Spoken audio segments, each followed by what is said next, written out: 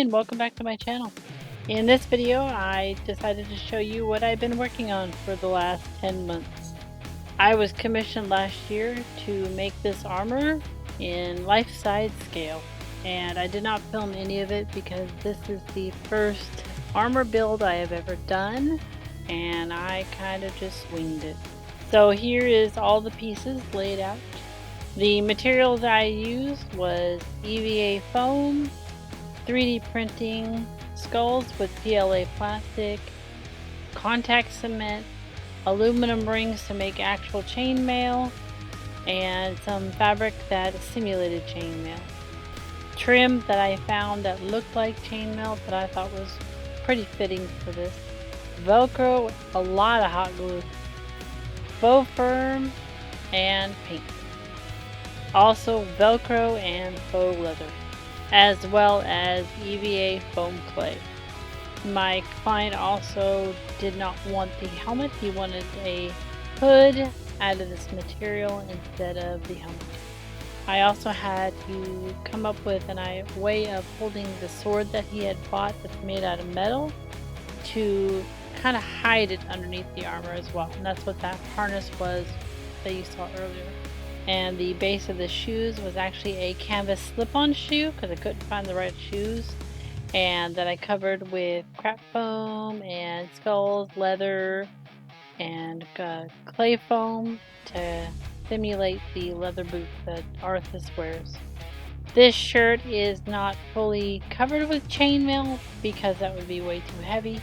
I used aluminum rings that I had purchased off of Amazon. I purchased 2,000 of them just to get this.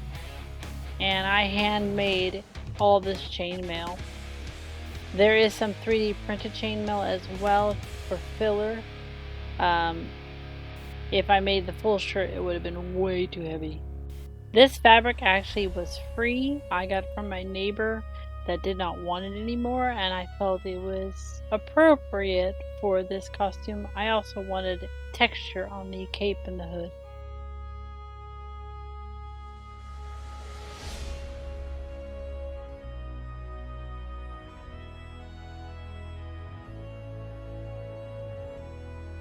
This belt is actually the first piece I started with. The pants and the shirt and the loincloth, I'm going to call it, was all made out of black cotton. The fabric that's the checkered on the actual pants is actually a mesh from Yaya Han that they're clearancing out, and I figured that would simulate chainmail so that way my client could actually sit down and not have to worry about rings or aluminum rings poking him, because aluminum will bend.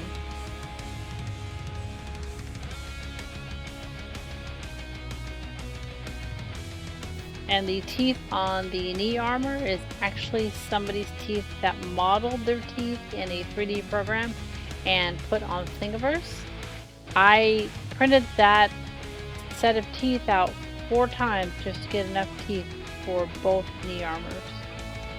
My most favorite part of this build was the gloves, the bracers, and the hand armor. I think that's my favorite part of this thing.